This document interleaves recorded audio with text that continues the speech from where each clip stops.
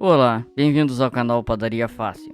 Eu me chamo Lúcio Flávio e hoje eu vou estar mostrando o segundo vídeo da sequência de vídeos que eu estou fazendo num formato de curso. O primeiro vídeo está disponível, eu vou deixar aqui na descrição. Nessa aula a gente vai aprender a importância do pão sovado dentro de uma padaria. Assim como a receita, nós vamos ver todos os benefícios que esse pão traz para a nossa padaria. Vamos lá! Diferente do pão francês, que tem que ser consumido no mesmo dia, esse pão pode ser consumido no segundo, no terceiro, no quarto dia, sem afetar a qualidade do pão. Se bem embalado, ele pode ser consumido até mais de uma semana. Esta façanha é possível por causa do alto teor de açúcar, por ele possuir gordura e ovos na sua massa. Dessa maneira, ele retém líquidos por muito mais tempo. Então ele não fica seco no outro dia, que é o caso do pão francês que fica dormido. Ele pode ser usado como um coringa para diminuir os prejuízos da padaria. Por exemplo, no final do dia, tu sabes que vende aproximadamente 100 pães. Às vezes sobra 50, às vezes sobra 25. É uma estratégia bem inteligente fazer com que no final do dia sobre apenas pães sovados. Dessa maneira, se sobrar pão para o outro dia, não vai ter problema nenhum de vender ele de manhã cedo. Fica com essa dica. Vou deixar aqui na descrição outros 2 vídeos com formatos de pães sovado. Vamos para a receita. Nós vamos utilizar 5 kg de farinha de trigo de boa qualidade,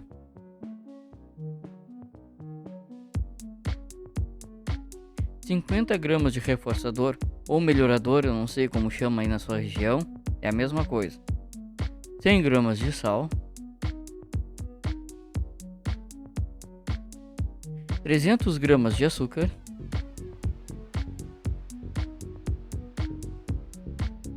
10 ovos. É importante que eles estejam gelados para não alterar a temperatura da nossa massa. 2 litros de água gelada, se possível for com gelo também. 50 gramas de fermento fresco. Se for fermento biológico seco, coloque um pouquinho menos. 250 gramas de margarina. Se tiver gelado, vai ser legal também. Essa massa é obrigatoriamente mais firme que a massa do pão francês. Nós vamos fazer alguns modelos de pães e alguns cortes. Se for uma massa mole, não vai ficar com os cortes que nós vamos fazer. Por causa do tipo de equipamento que eu tenho, eu nunca tiro o ponto de véu na maceira, mas também essa massa é muito firme e dificilmente a gente alcance o ponto véu sem que aqueça ela. Portanto, eu sempre uso o cilindro e vou utilizar o cilindro em todas as receitas que eu der por causa do meu tipo de equipamento. Olha como o ponto véu fica bonito nessa massa. Eu obtive esse resultado no cilindro. Como eu já tenho outros vídeos com formatos de pães sovado, eu vou fazer apenas alguns modelos de pães, então vou utilizar apenas a metade da massa. Como eu expliquei no meu outro vídeo, a minha divisória é redonda, por isso eu faço os pães em formato de bola e achato eles no cilindro. Se nós colocarmos o pão em formato de bola dentro da divisória e apertarmos, ela vai achatar o pão e vai cortar, mas o nosso pão vai ficar tenso e ele vai encolher novamente, ocasionando assim diferença no tamanho dos pães. Então a gente achata no cilindro e corta.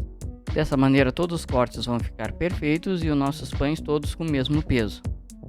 Como dito no início da aula, eu vou fazer apenas alguns formatos de pães.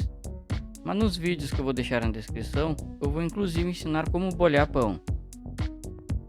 Agora esse pão aqui, a gente vai deixar ele um pouquinho retangular, que é para quando a gente passar na modeladora, ele fica um pouquinho mais espichado, no formato de um pão de cachorro quente. Claro que a gente faz isso na frente da modeladora. Eu estou fazendo um por um aqui para mostrar como é que faz. O forno que eu utilizo para fazer esses vídeos é um forno turbo. O ideal para o forno turbo são formas perfuradas.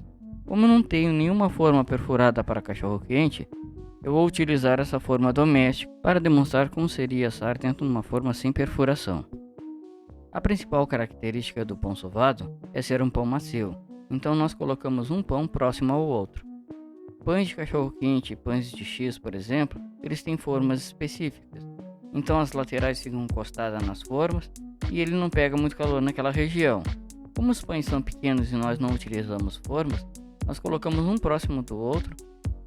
Dessa maneira, onde eles entrarem em contato, vai ficar mais úmido, vai aumentar a maciez do nosso pão. O correto seria ter formas perfuradas para todos os pães sovados, mas como eu não tenho, eu uso esteiras. Eu coloco os pães uns próximos dos outros para reter alguma umidadezinha entre si.